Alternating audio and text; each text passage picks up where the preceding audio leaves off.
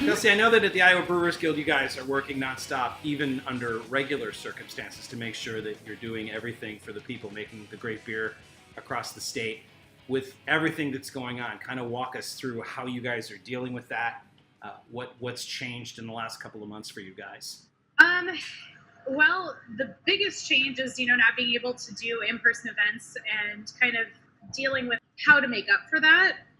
So we, as a state, started kind of that close down process, actually on St. Patrick's Day, which is really a bummer because it's like my holiday.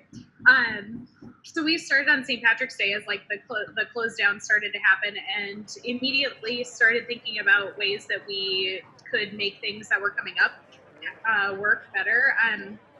Just because we usually have our Brewers Olympics is in May, our big craft brew festival is in June, and so those were kind of like thrown into question. So Jay and I kind of pivoted right away and did a little bit of a fundraiser for our brewers' misplaced staff, basically. And we did a virtual beer festival near the end of March, left those donations and things open until the end of April. And actually, I'm just finishing filling those orders for t-shirts and stuff today. So that was kind of the biggest thing. But just in general, we've got a lot of questions and trying to field a lot of those questions, those unknowns, as things change day to day.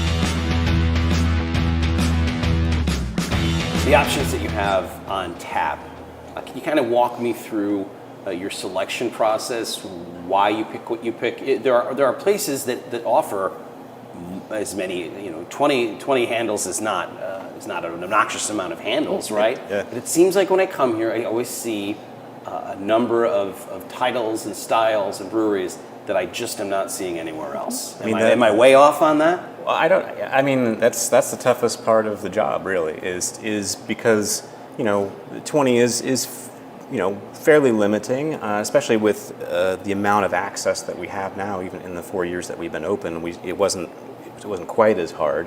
But yeah, keeping a balanced, again, kind of esoteric tap list is a challenge. Bootleg Hill, a meadery in downtown Davenport. Bootleg Hill, named after a neighborhood across the river. Am I way off on that? No, that's correct. Bootleg Hill started in my house, my basement. Originally, because we were able to get your meads at the grocery stores for a long time before this place was available. Exactly. We started, we incorporated in 2013. Our first sale was December 10th, 2014. We sold to Hy-Vee on John Deere Road. That was our first sale. Right on. Yeah. And I started delivering mead out of my car. And I started making it in the basement. So this is a crazy time to be a fan of craft beer. It's a crazy time to be doing anything. I'm gonna take this mask off, I promise. Anthony, the cameraman, is like 10 feet away. Check that out, by the way, Brewed face mask. Isn't that great? Not available in stores. It's a crazy time. Obviously, you can't go out and enjoy craft beer like you used to a couple of months ago, but there are 3 new breweries that have opened up in the last couple of weeks. So on this episode, we'll be socially distant and responsible and making good choices, but also telling some stories of some great new places you're gonna love that are making some really excellent beer in the Quad Cities. So wash your hands and enjoy this episode of Brewed. Does Betsy tell you like you're not using your indoor voice sometimes, Grant, or what? Yeah, no. What is going on? Never had this happen. The point of this segment is to make sure that people from the Quad Cities know to come here. So I'm not Mike Wallace. I'm not here to say, I'm not here to ask any questions. No you hard say stuff. you use lactobacillus, but our labs found... No. So You say this beer is 7% alcohol, but our lab found... Right, no. Did you knuckleheads tip him off to the sustainability? Oh, no, that's I know all about great. it. Oh, that's great.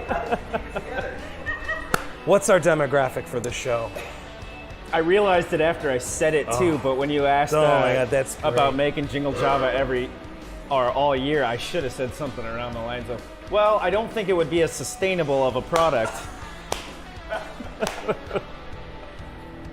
But I realized it after the fact. I missed my mark. Oh, that's golden.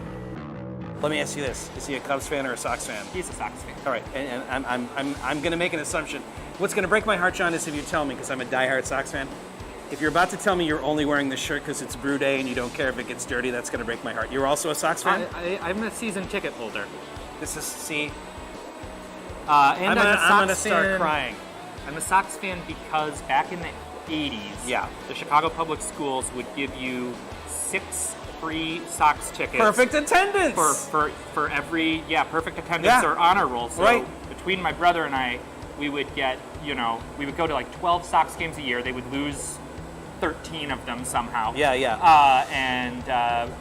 be one of 2,000 people in the stands. And see, I grew up in the Chicagoland area, and I've been a Sox fan my whole life, but I would get the tickets for perfect attendance. Honor roll was something that eluded me. Can you believe it? But for I didn't know we had a gym here. That's pretty cool. Punching bags, some tires. Oh, right on. Nice.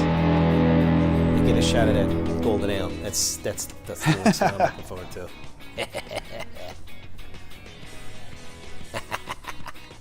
All right. For real, we can stick around for poker? We got enough people. Sure. What's the buy-in? Awesome. Thank you.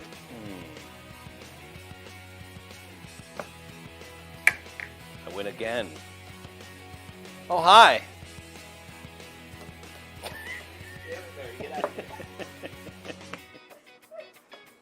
Let's bring down to the stage numbers 97, number 176, and number 245. Oh. Second place, number 97. And first place, number